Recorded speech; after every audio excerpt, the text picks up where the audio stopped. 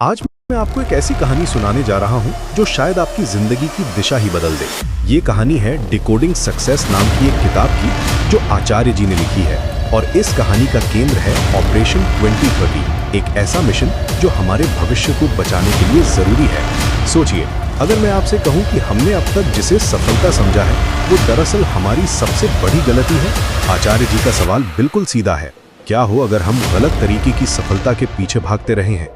ये सवाल सुनकर शायद आप भी रुक जाएंगे माइक, क्योंकि ये हमारी पूरी सोच को हिला देता है। आइए वापस चलते हैं साल 1750 में। उस समय एक इंसान था जिसे आचार्य जी मैन 1750 कहते हैं। ये व्यक्ति अपने आप को फेलियर समझता था, एक लूजर। उसके पास बीमारियां थी, गरीबी थी और वो हमेशा प्रकृति के सामने असहाय महसूस करता था। तो उसने क्या किया? उसने प्रकृति के खिलाफ युद्ध का ऐलान कर दिया। इंडस्ट्रियल रेवोल्यूशन के साथ शुरू हुई ये लड़ाई। कोयला, तेल, गैस, ये सब एनर्जी के सोर्सेज मिले तो उसे लगा कि उसने खजाना पा लिया है। वो खुशी से चिल्लाया, मैं खुश हूँ, मैं सफल हूँ, मैं प्रकृति का विजेता हूँ, मैं दुनिया का राजा हूँ।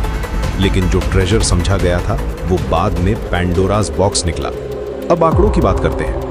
1750 में अर्थ के एटमॉस्फेयर में कार्बन डाइऑक्साइड का लेवल था लगभग 270 ppm। 1900 तक ये बढ़कर 300 ppm हो गया, यानी 150 सालों में सिर्फ 30 ppm की बढ़ोतरी। लेकिन 1950 के बाद क्या हुआ? CO2 का कर्व एक्सपोनेंशियल हो गया। हर दशक में 10 ppm से ज्यादा की बढ़ोतरी होने लगी।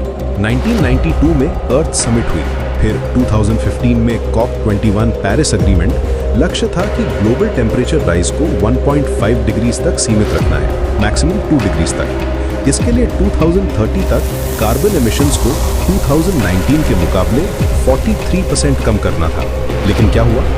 2025 तक आते आते 1.5 डिग्रीज का बैरियर पहले ही टूट चुका है। टेम्परेचर राइज 1.6 से 1.7 डिग्रीज तक पहुंच गई है। हम रेड ट्रैक पर हैं, जहां 3 डिग्रीज से ज्यादा टेम्परेचर राइज होगा और फीडबैक लूप्स एक्टिवेट हो जाएंगे। ऐसे क्लाइमेटिक फिनोमेना जो सेल्फ सस्टेनिंग है, इरिवर्सिबल है। और सबसे दुखद बात यह है कि ये क्लाइमेट इनजस्टिस है। दुनिया की सबसे अमीर 1% पॉपुलेशन हर साल पर हेड लगभग 100 टन CO2 एमिट करती है, जबकि सस्टेनेबल लिमिट है सिर्फ 2 टन्स पर कैपिटा। जो पैसा कमाते हैं, पावर में हैं, वो यूजुअली बुजुर्ग हैं, लेकिन कॉन्सिक्वेंसेस भुगतने वाले हैं आप जैसे यंग लोग। आचार्य जी कहते हैं कि आज जैसे हम प्रॉस्पेरिटी और मनी से जोड़ते हैं, वो सब कार्बन है।